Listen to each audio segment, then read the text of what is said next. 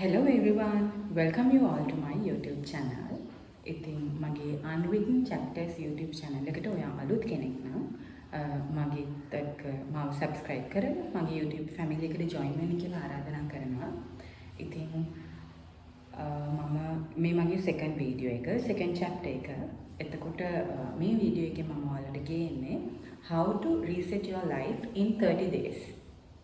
ඒ කියන්නේ මාස දින 30කින් ඔයාගේ ජීවිතේ රීසෙට් කරගන්න විදිහ. ඇත්තටම අපේ ලයිෆ් එකේ ඔයාලට මෙහෙම හිතලා තියෙනවද? අපේ ලයිෆ් එක මම හැමදාම උදේට නැගිටිනවා, හවසට ගෙදර එනවා, කනවා බොනවා, එකම විදිහකට යන්නේ, ගලාගෙන යන්නේ. එතකොට හැමදාම එකම දේ නේද වෙන්නේ? මොකද්ද මේ ජීවිතේ? නිකන් හරි මේකාකාරී වගේ දේවල් ඔයාලට හිතෙන්න පුළුවන්. පොඩ්ඩක් බෝරින් වගේ හරිම ඩල් දවස් ගොඩක් වෙලාවට එහෙම තියෙන්න පුළුවන් ඕනම කෙනෙක්ට. ඒක සාමාන්‍ය දෙයක්. ඉතින් මෙන්න මේ වගේ හිතෙන වෙලාවට කරන්න පුළුවන් හොඳම දෙයක් තමයි සහ එහෙම තවදුරටත් නොහිතෙන්න කරන්න පුළුවන් දේවල් තමයි අද වීඩියෝ එකෙන් මම ඔයාලත් එක්ක ෂෙයා කරගන්නේ. ඉතින් අපි බලමු දින 30ක් ඇතුළත ලයිෆ් එක චේන්ජ් කරගන්න, එහෙම නැත්නම් ලයිෆ් එක රීසෙට් කරගන්න පුළුවන් කොහොමද කියලා. ඇත්තටම අපි හිතද්දි මගේ ලයිෆ් එක මේ ගලාගෙන යන විදිය හරිය නෑ. මොකක් හරි කරන්න ඕනේ. එහෙම කියලා අපි හිතද්දි අපිට වෙලාවකට හිතන එකට ලොකු කාලයක් යන්න පුළුවන්. ගොඩක් ලොකු ප්‍රැක්ටිස් එකක් අවශ්‍ය වෙන්න පුළුවන්. එහෙමත් නැත්නම් මේකට මාස ගාණක් අවුරුද්දක් වගේ යන්න වෙයි මම ආපහු වෙන හැබිට් එකකට පුරුදු වෙද්දි කියලා. ඇත්තටම නැහැ. ඒකට උපරිම 30 days දින 30ක් හොඳටම ඇති. මේකට පියවරයන් 4ක් සති 4ක් ඇතුළත මම මේ කියන විදිහට අනුගමනය කරොත් ඔයාලට ආපහු ලයිෆ් එකේ රීසෙට් එකකට යන්න පුළුවන්. එතකොට ෆස්ට් වීක් එහෙම නැත්නම් පළවෙනි සතියේ ඔයාලට කරන්න පුළුවන් ෆස්ට් ස්ටෙප් එක තමයි මයින්ඩ් එක රීසෙට් කරන එක. ඔයාගේ මනස නිදහස් කරගන්න එක. එහෙම නැත්නම් මනස නැවත අලුත් විදිහකට ක්‍රියා කරවන්න හදන එක. ඒ කියන්නේ ඒකට අපි කරන්න ඕනේ මුලින්ම declutter your workspace or your room. එතකොට නිදා ගන්න බෙඩ්රූම් එක එහෙම නැත්නම් වැඩ කරන ස්ථානය රීසෙට් කරගන්න. ඒ කියන්නේ ඇඳ තියෙන එක තැනක නම් ඒ තැන චුට්ටක් වෙනස් කරන්න. එතකොට වාගේ ස්ටඩි ටේබල් එකේ තියෙන තැන චුට්ටක් වෙනස් කරන්න. අපි සාමාන්‍යයෙන් අපේ ජීවිතේ ඒකාකාරී වෙනකොට අපේ ගෙදර තියෙන ෆර්නිචර්ස් අපි කොහොමද රූම් එක ඩෙකරේට් කරලා තියෙන විදිහ වගේ දේවල් ටිකක් වෙනස් කරගන්න පුළුවන්. සමහර අය ඉන්නවා ගොඩක් ඔය ලයිෆ් එකේ සාර්ථකව ගෙවන අය එයාලගේ මයින්ඩ් එක රීසෙට් කරගන්න එයාලා මුලින්ම කරන්නේ හැම වෙලෙම එයාගේ හෝම් එකේ එහෙම නැත්නම් හැම නිතරම වැඩ කරන ස්ථානය ගොඩක් වෙලාවට සැරෙන් සැරේට වෙනස් කරන එක. ඒ කියන්නේ එක දවසක කියන්නේ මාස දෙකක් වගේ ඇඳ තියෙනවා නම් දකුණු පැත්තේ ඊළඟ මාසේ වම් පැත්තේ. ස්ටඩි ටේබල් එක දකුණු පැත්තේ. ඔය වගේ ඒක ඒගොල්ලෝ රුටීන් එකකට වෙනස් කර ගන්නවා. මොකද ඒකෙන් ඇත්තටම ගොඩක් ඔය ඉගැන්වීම් වලින් කියලා තියෙනවා මනස නිදහස් වෙන්න අපි අපේ අවට තියෙන පරිසරයේ පොඩි වෙනස්කම් බලපානවා සහ ගොඩාක් ක්ලටර්ඩ් වෙලා තියෙද්දි නිකන් මෙසප් වෙලා තියෙද්දි අපිරිසිදු වෙලා තියෙද්දි එහෙම නැත්නම් එක තැන්වල බඩු එක දේවල් එක තැන්වල ඇත්තම වෙලා නැති හින්දා වෙන්න පුළුවන් සමහර අය එහෙම කරන්නේ. සාධාරණ හේතු තියෙනවා ඇත්තටම. ඒනට ඒකෙන් අපි නොදැනුවත්වම අපේ මනසට මාර විදිහට බලපෑමක් එල්ල වෙනවා. ඉතින් මුලින්ම ඔයා කරන්න ඕන පුළුවන් හැම වෙලේම ඔයා ඉන්න තැන එහෙම නැත්නම් ගොඩක්ම රැඳෙන තැන පොඩ්ඩක් පිරිසිදු කරගන්න. එතකොට මයින්ඩ් එක නිදහස් කරගන්න එක හේතුවක් වෙනවා. ඒ වගේම තමයි ජර්නලින්. දවසකට විනාඩි 10ක් ජර්නලින් කරන්න පුළුවන් නම් ඒක මනස රීසෙට් කරගන්න හොඳ ඔප්ෂන් එකක්. එතකොට මම දැන් කිව්වා මුලින්ම අපි වැඩ කරන ස්ථානය ලස්සනට රීසෙට් කරගන්න. එතකොට දවසට විනාඩි 10ක් මොනවාද ජර්නලින් කරන්න. මට වචන අමතක වෙනවද නැහැ කියලා. මේ ජර්නලින් කරන්න. ඊට පස්සේ පුළුවන් නම් ව්‍යායාම විනාඩි 30ක්වත් at least විනාඩි 15න් පටන් ගන්න 30ක් දක්වා යන්න පුළුවන් නම් ඒක වාගේ හෙල්ත් එකටත් හොඳයි, මයින්ඩ් එකටත් හොඳයි, හැම දෙයකටම හොඳයි. ඉතින් ඔයාට වෙනම ජොගින් කිට් එකක් ඇඳගෙන ජොගින් යන්න බැරි නම් එහෙම නැත්නම් එක්සර්සයිස් කරන්න බැරි නම් ප්‍රශ්නයක් නැහැ. ඔයා දැන් මෙතන ඉඳන් පාරට යන ත්‍රිවිල් එකක නම් ඔෆිස් යන්න ඔයාට පුළුවන් චුට්ට දුරක් කිලෝමීටරයක් විතර ඉක්මනට පයින් යන්න. ඒතකොට කෙනෙක් සාක කරන්න පුළුවන් ඔය දාඩි දාගෙන ඔෆිස් යන්න බැහැ කියලා. ඒකටත් ඔප්ෂන් එකක් තියෙනවා. ඔෆිස් ඇරිලා එනකොට චුට්ට දුරක් පයින් යන්න. එතකොට ඒක ගෙදර එන ගමන්ම ව්‍යායාම කරන වැඩිත් කෙරිලා ඉවරයි. යම් කිසි වෙනසක් නෙවෙන්නේ ශරීරෙට. එතකොට ඒක ඇත්තටම මයින්ඩ් එක රීසෙට් වෙන්න මාරු විදියට බලපෑමක් වෙනවා. අවසාන එක තමයි මනස නිරවුල් කරගන්න, මයින්ඩ් එක රීසෙට් කරගන්න ඔයාලා කරන්න ඕනේ. ඔයාලා හිතන්න නැති වෙන්න පුළුවන් මේ දෙයින් ඇත්තටම මනසට හරිම ඒකාකාරී සිතුවිලි නිකන් අර ඩල් සිතුවිලි එනවයි කියලා. ඇත්තටම ඔයාලගේ ස්ක්‍රීන් ටයිම් එක, එහෙම නැත්නම් මොබයිල් ෆෝන් එක, සෝෂල් මීඩියා යූස් කරන ටයිම් එක ඔයාලා අඩු කරගන්න. ඒ කියන්නේ වෙනදට ඔයා පැය දෙකක් බලනවා නම් අඩුතරම එක පැයකටවත් අඩු කරගන්න. ඒකෙන් ලොකු බලපෑමක් එල්ල වෙනවා අපේ මයින්ඩ් එකට. එතකොට ෆස්ට් ස්ටෙප් එක තමයි මයින්ඩ් එක රීසෙට් කරන එක. ඉතින් මයින්ඩ් එක රීසෙට් කරන එක ඇතුලේ මම පළවෙනි සතිය ඇතුලේ මයින්ඩ් එක රීසෙට් කරගන්න. ඒකට මම පියවරයන් 4ක් කිව්වා. පළවෙනි එක තමයි declutter your room or workspace. එහෙම නැත්නම් ඔයා වැඩ කරන ස්ථානය පිරිසිදු කරගන්න, වැඩිපුරම ඉන්න තැන. එතකොට 10 minutes for journaling. විනාඩි 10ක් ජර්නලින් කරන්න පුළුවන් තරම් හිතේ තියෙන ඕන දෙයක් ලියන්න. මේ ජර්නලින්නුත් එක වර්ග තියෙනවනේ. ඒ ගැන මම ඉස්සරහට වීඩියෝ එකක් ගේන්නම්. දැනට ඔයා ජර්නලින් කරන්න දන්නේ නැත්නම් නිකන් ඔයා අද දවසේ මම මේ කේක් කෑල්ලක් කෑවනම් ඒක හරිය ලියන්න. එතකොට ඒක පොඩි පොසිටිව් වයිබ් එකක් ගේනවනේ. පැණි රස කේක් කෑල්ලක් කෑවම අපේ අර මේ ඩොපමින් සාන්ද්‍රණය වැඩි වෙලා චූටි සතුටක් හරි එනවනේ. එතකොට ඒක ලියද්දිත් ඔයා නොදැනුවත්වම අපේ ඇඟ ඇතුලෙන් ක්‍රියාකාරී වෙනවා. පොසිටිව් විදිහට ඉතින් මේ වගේ දේවල් ලියන්න. පොසිටිව් දේවල්. ඔයා නැත්නම් ගන්න බලාපොරොත්තු වෙන දේ චූටි ලිප්ස්ටික් එකක්, පර්ෆියුම් එකක් වුණත් මම ලියනවා මම මේක ගන්න ඕනේ කියලා. ඒ වගේ දේවල් පටන් ගන්නෙමේදී ජර්නලින් කරද්දී ඒ විදිහට පටන් ගන්න. එතකොට තුන්වෙනි එක තමයි විනාඩි 30ක් ව්‍යායාම කරන්න. ව්‍යායාම කියන්නේ ඉතින් ඇවිදින එකවත් ඇට්ලිස්ට් කරන්න. ඒක ඔයාට මනසටත් හොඳයි, ශරීරයටත් හොඳයි. අන්තිම එක තමයි සෝෂල් මීඩියා ස්ක්‍රීන් ටයිම් එක පුළුවන් තරම් අඩු කරන්න. අපි නොදැනුවත්වම මේ සෝෂල් මීඩියා වල තියෙන කලර්ස්, එතකොට ඔය ෂෝට්ස් ෆීඩ්ස් එහෙම එන්න හදලා තියෙන. ඇත්තටම අපේ මනස ඒකාකාරීව එක දිගට මේකට බැඳලා තියාගන්න පුළුවන් විදිහට. මොකද ඔය සයන්ටිෆිකලි එහෙම නැත්තම් මේ මොනවද මනෝවිද්‍යාඥ ඒගොල්ලෝ පවා කියලා තියෙනවා. ඒ මනස අපේ විදිහට බ්‍රේන් වොෂ් වෙන විදිහට තමයි ඔය හැම දෙයක්ම හැදිලා තියෙන්නේ. ඉතින් අපි දැනගන්න ඕනේ තාක්ෂණයත් එක්ක අපි ඉදිරියට යන්න ඕනේ අප්ඩේට් වෙලා. හැබැයි තාක්ෂණයට අපිව පාලනය නොවෙන්න අපි බලා ගන්න ඕනේ. ඉතින් ඔය ස්ටෙප්ස් 4 තමයි මනස නිදහස් කරගන්න, මයින්ඩ් එක රීසෙට් කරන්න ෆස්ට් වීක් එකේ දින 30ක් ඇතුළත. එතකොට පළවෙනි දවස් 7 කරන්න ඕනේ ඔන්න ඔය ස්ටෙප්ස් ටික. දෙවෙනි දවස් 7 ඒ කියන්නේ දෙවෙනි සතියේ ඔයාලා කරන්න ඕනේ රීසෙට් your body. එහෙම නැත්නම් ඔයාලගේ ශරීරය ගැන පොඩක් වැඩිපුර හිතන්න වෙනදට වැඩිය. ඉතින් මම අර කලින් පියවරේදී කිව්වා වගේ මේකේ ෆස්ට්ම ස්ටෙප් එකක් තමයි ව්‍යායාම කරන එක. ඉතින් ඇත්තටම මෙතනදී ඔයාලට අර normally අපි චුට්ටක් ඇවිදිනවට වැඩිය ස්ට්‍රෙචිං විතරක් හරි උදේ නැගිට ගමන් හරි විනාඩි 10ක් වගේ ස්ට්‍රෙචිං ටිකක් හරි කරන්න පුළුවන් නම් ඒක ඇත්තටම වටිනවා මුළු දවසම ක්‍රියාකාරීත්වයට. ඒ වගේම හොඳට වතුර බොන්න. සාමාන්‍යයෙන් අපේ ශරීරයට අවශ්‍ය ප්‍රමාණයට වතුර ටික හොඳට බොන්න මතක් කරලාම පුළුවන් නම් අලාම් එකක් හරි තියාගන්න. දැන් ඔය මේ වෝටර් ට්‍රැකර් ඔය ඇප්ස් එහෙමත් තියෙනවා නට. ගොඩාක් මමදක වෙන කෙනෙක් නම් වැඩත් එක්ක සාමාන්‍යයෙන් අපි ගොඩක් ඔෆිස් වල AC වල ඉන්නේ. එතකොට අපිට වතුර ඕන වෙන්නේ නැහැ සමහර වෙලාවට. ඉතින් ඒවත් එක්ක අපේ ගොඩාක් දේවල් අපි නොදැනුවත්වම ශරීරයට අහිතකර දේවල් සහ මනසට බලපෑම් වෙන දේවල් නොදැනුවත්වම සිද්ධ වෙනවා. ඉතින් ඒ දේවල් අරක ගන්න තමයි මම ඉතින් මේ වීඩියෝ එක ගෙනාවේ. එතකොට වතුර ටිකක් අනිවාර්යෙන් බොන්න. ටිකක් නෙමෙයි ගොඩක්. අඩුතරමේ ලීටර් 2ක්වත් අවම ලීටර් 2ක්වත් බොන්න. නැත්නම් ඔයා හොඳට වගේ උසට සරලන බර බලලා Google එකට දැම්මම ඔයාට ඕන වතුර ප්‍රමාණය ඔයාට හොයාගන්න පුළුවන්. ඒ වතුර ප්‍රමාණය අනිවාර්යෙන් බොන්න. අඩුතරමේ මේ තරමට කිට්ටු වෙන්නවත් බොන්න.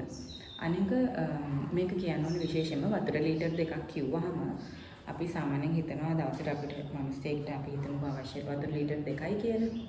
ඒ වතුර ලීටර් 2ක් කිව්වහම වතුර ලීටර් 2ක්ම බොන්න ඕනේ කියලා නැහැ. ඔයා ඒ දවසේ බොන ටී එකක්, ජූස් එකක් ඒ හැමදේම එකතුව තමයි ඒ දියරවල එකතුව තමයි ලීටර් 2ක් කියලා කියන්නේ. ඒ හින්දා ඉතින් අර අමාරුවෙන් බොන්න ඕනෙත් නැහැ. හැබැයි ඔයා වග බලා ගන්න ඇඟ ඩිහයිඩ්‍රේට් වෙන්න නොදී හොඳට මේ වතුර බීලා හයිඩ්‍රේට්ව තියාගන්න.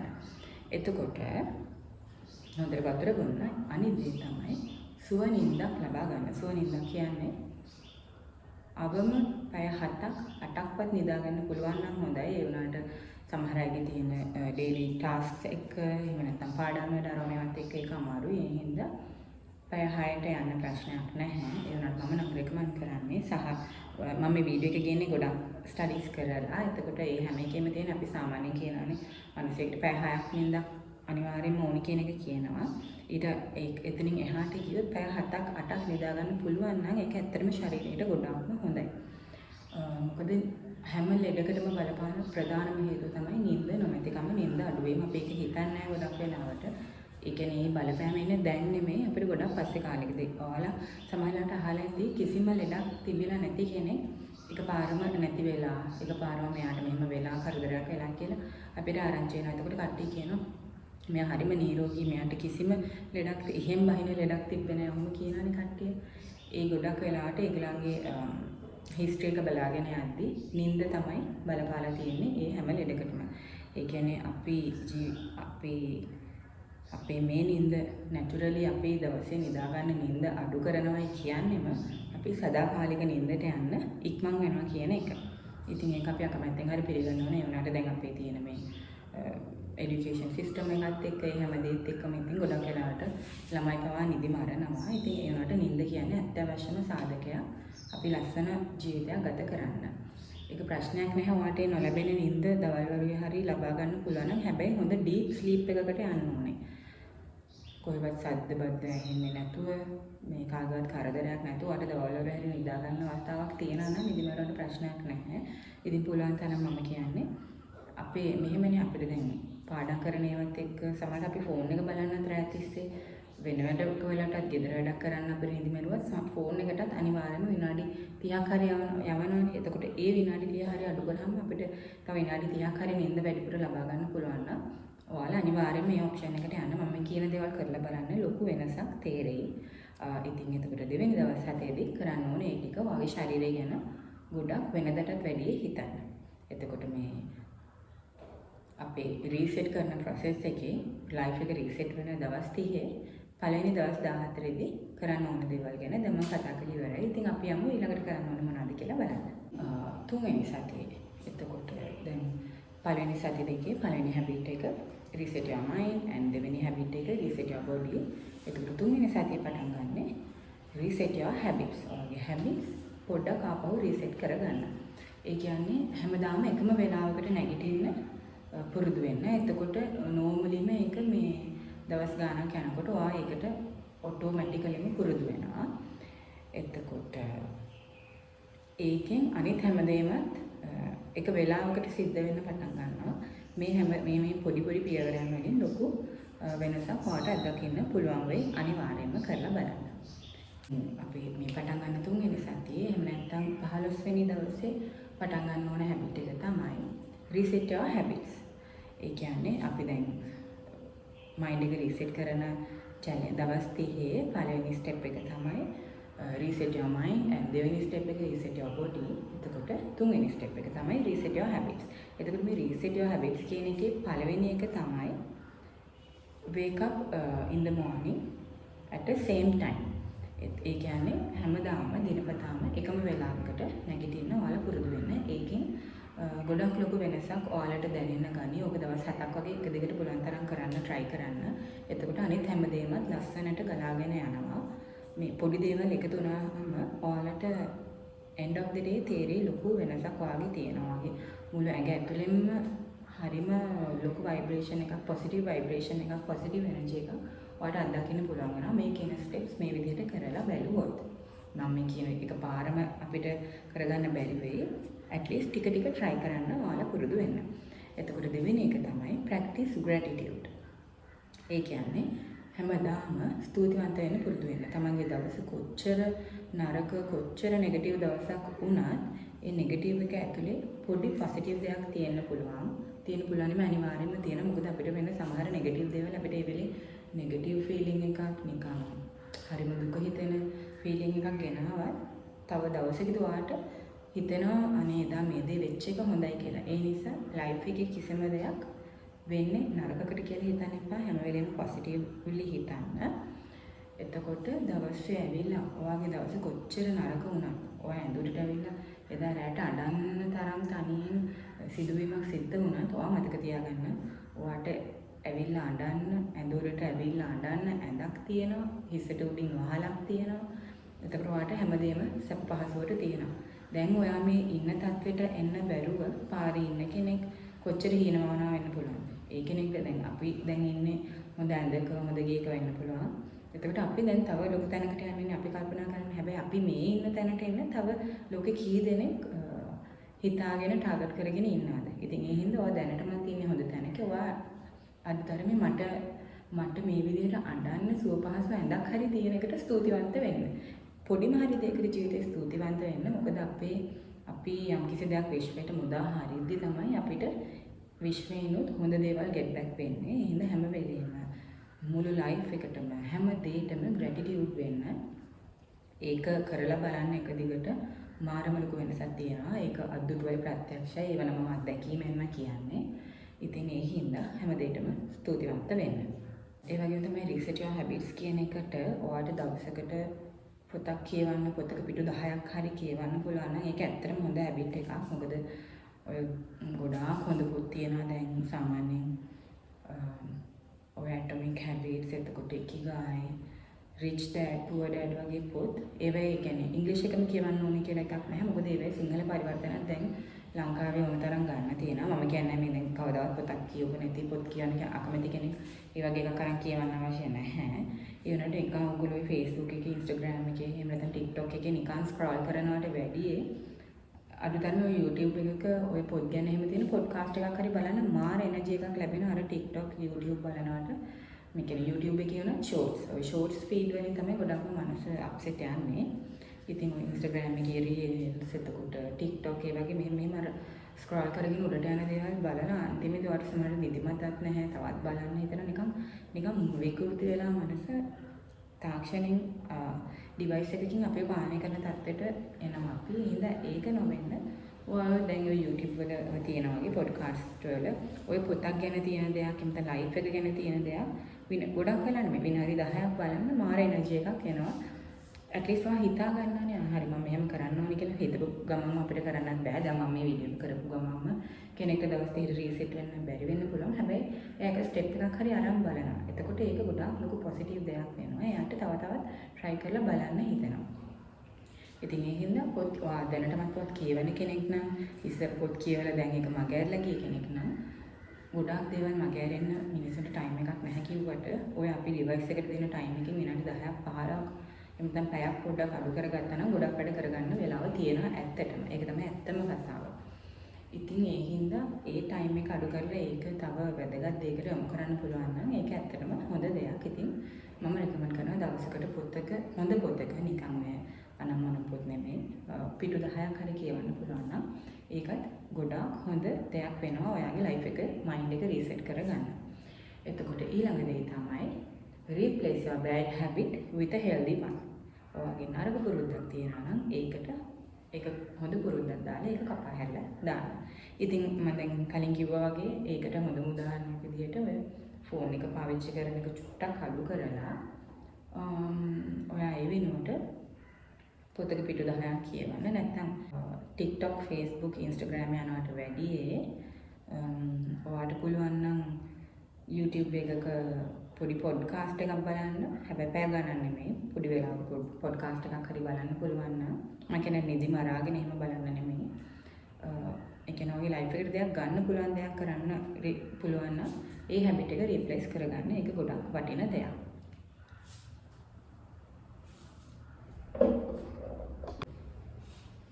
එතකොට ඒ වගේම තමයි අපි හිතමුකෝ දැන් ඔයා හැමදාම ජංක් ෆුඩ්ස් කන්න පුරුදු වෙලා තියෙනවා. ඔයා නිකන් හැමදාම මිල්ක් ෂේක් එකක් කියලා ඔන්නවා සතෙට තුන්පාරක් විතර මිල්ක් ෂේක්ස් ගන්නවා යාළුවොත් එක්ක එකතු වුණාම ඔෆිස් යන්නේ හරි ක්ලාස් එකේදී හරි ඔයාලට පුළුවන් ඒක කපා හරින්න. මොකද ඒක ඇත්තටම අනවශ්‍ය දෙයක් ශරීරයට. මම කියන්නේ මාසෙකට එකක් වගේ බිව්වට කිසිම ප්‍රශ්නයක් නෑ. අර ඕනම දෙයක් ඕනාවට වැඩි වුණොත් තමයි හැම පැත්තෙම අපිට අනවශ්‍ය බලපෑමක් සිද්ධ වෙන්නේ. ඍණාත්මක දේවල් සිද්ධ වෙන්නේ. ඒ හින්දා මාසෙකට එකක් try කරන්න ප්‍රශ්නයක් නෑ. හැබැයි ඔයාට ඒක හැබිට් එකක් විදිහට සතියට දෙතුන් පාරක් නැත්නම් මුළු සතියෙම වගේ මම නිකන් උදාහරණයක් විදිහට මිල්ක් ෂේක් එකක් ගන්න. ඒ වගේ පුරුද්දක් තියෙනවා. ඒක මගේ අරලා එතනත් ඇත්තටම අපි හිතමු රුපියල් 100ක් කියලා. දැන් 100ට මිල්ක් ෂේක් නැහැ. මම නිකන් උදාහරණයක් ගන්න. රුපියල් 100ක් වුණත් ඔයා මේ මිල්ක් ෂේක් 4ක් බොන එක එකකට හරි බස්ස ගත්තොත් ඔයාට එතන රුපියල් 400කම ඉතුරුවක් තියෙනවා. ඉතින් ඔයා බලන්නකෝ මේ සතිය ගානේ රුපියල් 400 ඒවා 4ක් මාසෙකට 1600ක් වෙනවා. ඉතින් ඔයාට ඒ 1600න් ඔයාට කැමති වෙන මොකක් හරි දෙයක් ගන්න පුළුවන්. තව ඒකට තව කීයක් හරි මාස දෙකක් එකතු වුණාම තව 2000 ගාණක් වෙනවා. ඒතර වල ඇඳුමක් හරි ගන්න පුළුවන්. ඉතින් ඒ වගේ බෑඩ් හැබිට් එකක් good habit එකකට රිප්ලේස් කරගන්න අමතක කරන්න එපා. අපි දැන් ස්ටෙප්ස් 3ක් ඉවර වෙලා 4 වෙනි සතියට ඇවිල්ලා තියෙන්නේ. මේක reset your future. දැන් අපි බලමු reset your future කිව්වහම ගොඩාක් ලොකු අවුරුදු ගණන් වල හින වලට යන්න එපා. යන්න හින තියාගන්න එක ප්‍රශ්න නෙවෙයි. මම කියන්නේ මේ reset journey එකේදී ඔයා හිතාගන්න මම ඊළඟ මාසේ පොඩි පොඩි දේවල් මම මොකක් හරි ගන්න හිතන් හිටියනම් මම මේක ගන්නවා. මම ඔඩලෝසක් අම්මට අරන් දෙනවා. මම මගේ යාළුවාට මෙහෙම දෙයක් කරනවා. එහෙම නැත්නම් ඔයා මෙච්චරක් මම සේව් කර ගන්නවා වගේ හොඳ හැබිට්ස් ටිකක් ඔයා මේ හිතා ගන්න. හොඳ ටාගට් එකක් තියාගන්න. ඒ ගෝල් එකට අනිවාර්යයෙන්ම අචීව් කරනවා කියන එක හිතාගෙන ෆියුචර් ගෝල් එකක් තියාගන්න.